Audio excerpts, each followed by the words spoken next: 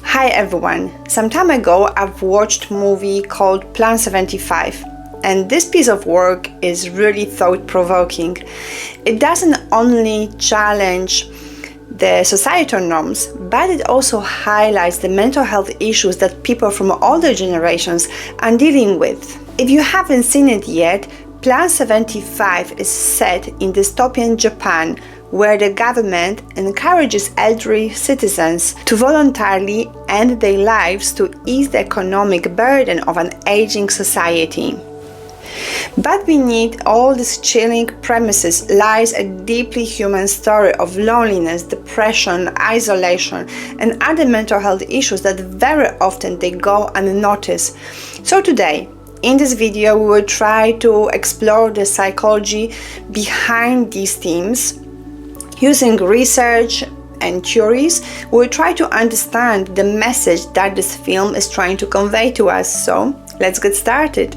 One of the most striking themes in Plan 75 it is depression and loneliness. The film portrays elderly characters who feel abandoned by their families and society. For many, this isolation leads to depression, anxiety, and a sense of worthlessness. In real life studies, they show that loneliness amongst older generations it is a growing epidemic, impacting people's mental health and leading them to a depression.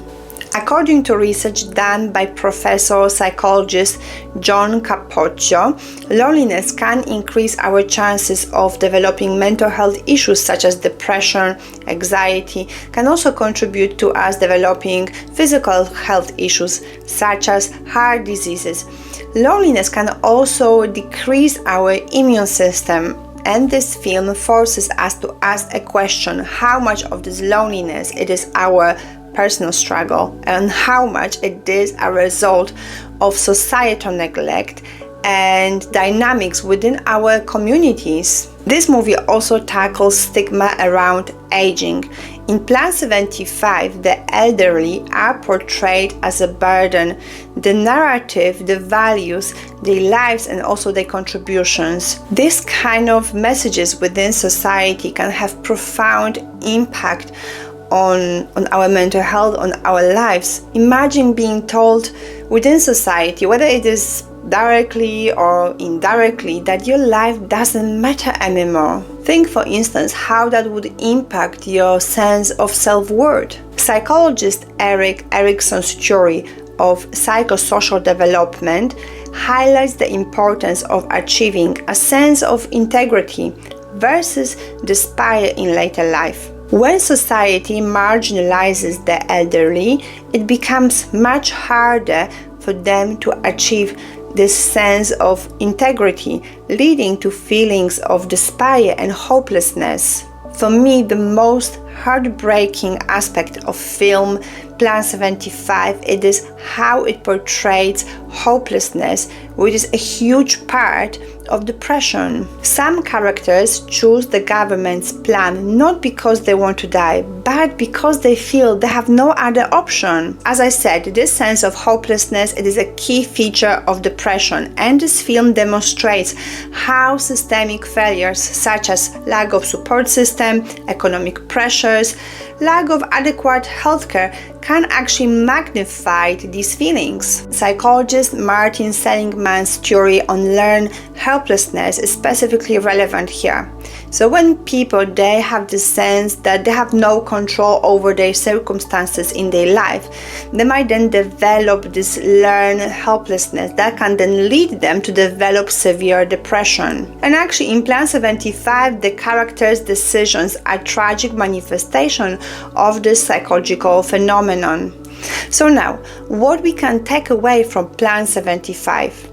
First of all, it is a call to action. We need to address the mental health crisis among the elderly by fostering stronger community connections, providing better access to mental health resources, and challenging the stigma surrounding aging. Research shows us that the social support is one of the most significant protective factors against mental health issues. So, for instance, programs that promote intergenerational interactions can actually help with reducing loneliness and isolation amongst elderly generations. Secondly, this movie also is encouraging us to actually check on all the people in our lives, on our grandparents, on our parents, and even on our neighbors. Sometimes this one very brief conversation can make a huge difference to them. And for instance, psychologist Carl Rogers, he emphasized the importance of empathy and unconditional positive regard in fostering mental health being, and these are for free. So when we show to someone that we truly care about them, that we truly understand what they're going through, that already can help them to elevate some of the emotional burdens that they might be dealing with. And finally, Plan 75 is also challenging us to think about our societal values. Are we doing enough to support people from all the generations, or are we marginalizing them?